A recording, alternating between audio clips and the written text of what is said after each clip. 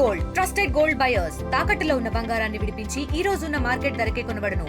మరిన్ని వివరాలకు సంప్రదించండి 7710 ఇటీవల భారతదేశం పైన అమెరికా విధిస్తున్న సుంకాలకు సంబంధించి భారతదేశ ప్రయోజనాలు దెబ్బతీసేలోనే చూడు దేశవ్యాప్తంగా నిరసనలు వ్యక్తమవుతున్నాయి. ఈ రోజు విజయవాడలో కూడా వామపక్షాల ఆధ్వర్యంలో పెద్ద ఎత్తున నిరసనలు చేస్తున్న పరిస్థితి మీరు ఒకసారి విజువల్స్ చూడొచ్చు. ఇక్కడ వామపక్ష పార్టీలు అన్ని కూడా కలిసి ఏదైతే అమెరికా విధిస్తున్న సుంకాల పట్ల వ్యతిరేకత వ్యక్తం చేస్తున్నాయి. దేశ ప్రయోజనాలు దెబ్బతీసేలాగా ఈ సుంకాలు ఉన్నాయంటూ కూడా పెద్ద ఎత్తున విమర్శలు వస్తున్న నేపథ్యంలో ఇప్పుడు విజయవాడలో కూడా పెద్ద ఎత్తున నిరసనలకు దిగిన పరిస్థితి. ప్రస్తుతం మనతో పాటు సిపిఐ రాష్ట్ర కార్యదర్శి రామకృష్ణ ఉన్నారు. ఒకసారి మాట సార్, ఎట్లా చూస్తారు సార్ అంటే అమెరికా తీరును, భారతదేశం పట్ల అమెరికా తీరును విధిస్తున్న సుంకాల పట్ల అని ఎలాంటి ప్రయోజనం ఏ విధంగా దెబ్బతీసే పరిస్థితి?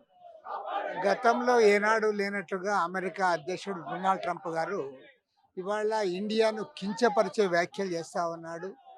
ఒక్క టారిఫ్ల విషయంలోనే కాదు, అసలు ట్రంప్ రెండవసారి అధికారంలోకి వచ్చిన తర్వాత ఒక్కసారి పరిశీలన చేస్తే పదే పదే మన భారతదేశాన్ని ఆయన కించపరుస్తాడు. ఇండియా పాకిస్తాన్ యుద్ధం జరిగితే ఆ యుద్ధాన్ని నేనే ఆపానని చెప్పి అందరికంటే ముందుగా ఆయనే ప్రకటించడం జరిగింది. పైగా వాణిజ్య కార్యకలాపాలన్నీ బంద్ చేస్తామని చెప్పిన తర్వాత అటు పాకిస్తాన్ ఇటు ఇండియా రెండు కూడా యుద్ధాన్ని ఆపేశాయని చెప్పి 1కి 10 సార్లు ఇప్పటి వరకు 40 సార్లు ఆయన ప్రకటించాడు. మన ప్రధానమంత్రి నరేంద్ర మోడీకి ఏమాత్రం సిగ్గు ఎగ్గు లేదు. ఆయన పార్లమెంట్లో దాదాపు 1.5 అవర్ మాట్లాడాడు. 1.5 అవర్ ఇండో పాక్ వార్ పైన మాట్లాడితే కనీసం ట్రంప్ పేరు ఎత్తడానికి కూడా జంకుతూ ఉన్నాడు. కాబట్టి ఏమంటే మన భారతదేశం ఏనాడు కూడా ఇంత అధ్వాన్నమైన పరిస్థితులు లేదు.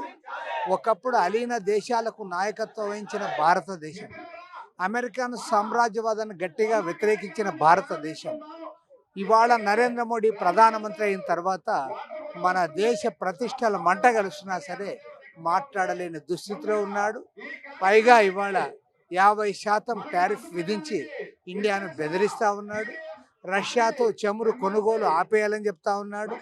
కాబట్టి ఇలాంటి నేపథ్యంలో భారతదేశ వ్యాప్తంగా వామపక్షాలుగా మేమందరం కూడా దీన్ని ఖండిస్తూ ఉన్నాం. పార్లమెంట్లో ప్రతిపక్షాలు కూడా దీనిపైన ఖండించడం జరిగింది. ఇవాళ రాష్ట్ర వ్యాప్తంగా 26 జిల్లాల్లో కూడా ఈ టారిఫ్ వార్కు వ్యతిరేకంగా పెద్ద ఎత్తున నిరసన కార్యక్రమాలు చేపట్టారు. రాష్ట్రంలో కూడా కూటమి ప్రభుత్వం ఎక్కడ కూడా కేంద్ర ప్రభుత్వం అంటే రాష్ట్రం రావాల్సిన హక్కులు కావచ్చు, నిధులు కావచ్చు, కూటమి ప్రభుత్వం ఎక్కడ ప్రశ్నించట్లేదనే ఒక విమర్శ కూడా ఉంది. దాన్ని ఇంకా కూటమి ప్రభుత్వం వీళ్ళు ప్రశ్నించగలరని మేము అనుకోవడం లేదు. ఎంతసేపు చంద్రబాబు నాయుడు గారు అప్పులు తెచ్చుకోవడానికి ప్రయత్నం చేస్తూ ఉన్నాడు తప్పితే వీరు అదనంగా కేంద్ర ప్రభుత్వం సాధించింది ఏమీ లేదు. సాధిస్తారని ప్రజలు కూడా ఆశించడం లేదు. ఎందుకంటే ఇప్పటివరకు 15 మాసాల కాలంలో నరేంద్ర మోడీ గారిని చంద్రబాబు గారు పొగుడుతూ ఉన్నారు, చంద్రబాబు గారు నరేంద్ర మోడీ గారు పొగుడుతున్నారు. పరస్పరం ఒకరికొకరు పొగడ్తలతో ముంచెత్తుకుంటున్నారు తప్ప ఆంధ్ర రాష్ట్రానికి నరేంద్ర మోడీ ప్రభుత్వం వల్ల ఒరిగింది ఏమీ లేదు. గత 11 సంవత్సరాల కాలంలో మన రాష్ట్రానికి కేంద్రంలో అధికారంలో ఉన్న మోడీ ప్రభుత్వం ఏ ఒక్క విషయంలో కూడా న్యాయం చేయలేదు. రాష్ట్రానికి ప్రత్యేక హోదా ఇవ్వలేదు, విభజన హామీలు అమలు చేయలేదు, ఆర్థిక సహకారం కూడా అంతంత మాత్రమే. చివరికి అమరావతి రాజధానికి కూడా వారు ఎంతసేపు అప్పులిప్పిస్తూ ఉన్నారు తప్పితే దానికి కూడా వారు ఇచ్చింది ఏమీ లేదు. వైజాగ్ స్టీల్ ప్లాంట్కి సంబంధించి అటేమో కేంద్రం ఏమో ప్రైవేట్కి అప్పచెప్పే కార్యాచరణ చేస్తుంది, కానీ కూటమి ప్రభుత్వం మాత్రం నాయకులు మాత్రం ఎక్కడ ఇది ప్రైవేటీకరణ జరగదు అని చెప్తున్న పరిస్థితి. అంటే స్టీల్ ప్లాంట్ మీద ఈ ద్వంద్వ వైఖరిని ఎట్లా చూస్తుంది?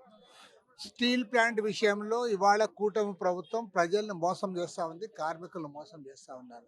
అది క్లియర్గా అర్థమవుతా ఉంది. ఎందుకంటే 11,000 కోట్ల రూపాయలు మేము ప్యాకేజ్ ఇప్పించామన్నారు.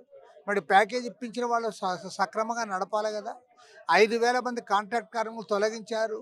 1,400 మంది పర్మనెంట్ కార్మికులను బీఆర్ఎస్ ఇచ్చి మార్చి నెలలోనే ఎండ్లకు పంపారు. మరో 1000 మందిని పంపడానికి ఆల్రెడీ లిస్టు కూడా తయారు చేశారు. ఇది కాకుండా రేపు సెప్టెంబర్ 10వ తేదీ నాడు టెండర్లు ఓపెన్ చేసి 46 డిపార్ట్మెంట్లు ప్రైవేట్ పరం చేస్తూ ఉన్నారు.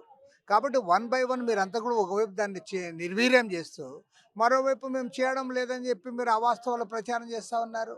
పైగా ఏమాత్రం సిగ్గు ఎగ్గు లేకుండా మన రాష్ట్రానికి చెందిన పార్లమెంట్ సభ్యులు, తెలుగుదేశం పార్టీ పార్లమెంట్ సభ్యులు వాళ్ళు ఉక్కు శాఖ మంత్రి దగ్గర పోయి మిట్టల్ కంపెనీకి క్యాప్టివ్ మైన్స్ కావాలని కోరుతా ఉన్నారు. విశాఖ స్టీల్ గురించి మాట్లాడడంలే, మిట్టల్ కంపెనీ క్యాప్టివ్ మైన్స్ కావాలంటున్నారు. దీన్ని బట్టి అర్థమవుతుంది వాళ్ళు ఎవరి తరఫున పనిచేస్తూ ఉన్నారు. వాళ్ళు తెలుగు ప్రజల ఓట్లతో కేంద్రంలో అధికారంలోకి వచ్చారా, వాళ్ళ ఎంపీలుగా ఉన్నారా, లేక మిట్టాలు ఏమైనా వాళ్ళ నామినేట్ చేశారో వారే సమాధానం చెప్పారు. ఇది మొత్తంగా వామపక్ష నాయకులు చెప్తున్నారు. ఏదైతే అమెరికా విధించినట్టు సుంకాలు ఏవైతే ఉన్నాయో అవన్నీ కూడా పూర్తిగా కూడా దేశ ప్రయోజనాలను దెబ్బతీసే విధంగా వీటన్నిటి మీద కూడా ఎక్కడ కూడా కేంద్ర రాష్ట్ర ప్రభుత్వాలు ఎక్కడ కూడా ప్రశ్నించిన పాపాన పోలేదు. ఖచ్చితంగా ఆంధ్రప్రదేశ్ సంబంధించి కూడా రావాల్సినటువంటి హక్కులు కావచ్చు, నిధులు కావచ్చు, వాటి మీద కూడా కూటమి నాయకులు ద్వంద్వ వైఖరి ప్రవర్తిస్తూ ఉన్నారు. దాంతో కూడా ప్రజలు గమనిస్తున్నారని చెప్పి రామకృష్ణ కూడా చెప్తున్న పరిస్థితి. ప్రస్తుతం మన టీవీ విజయవాడ నుంచి. తెలుగులో న్యూస్ కి ఫాస్టెస్ట్ యాప్ ఇప్పుడు టోటలీ న్యూ అవతార్లో జస్ట్ 5 seconds లో కంప్లీట్ న్యూస్. సోషల్ మీడియాలో ట్రెండ్స్ కి one stop solution. Live TV app voice search option తో ఇప్పుడే డౌన్లోడ్ చేయండి లేదా అప్డేట్ అయిపోండి. యాప్ లింక్ డిస్క్రిప్షన్ లో ఉంది.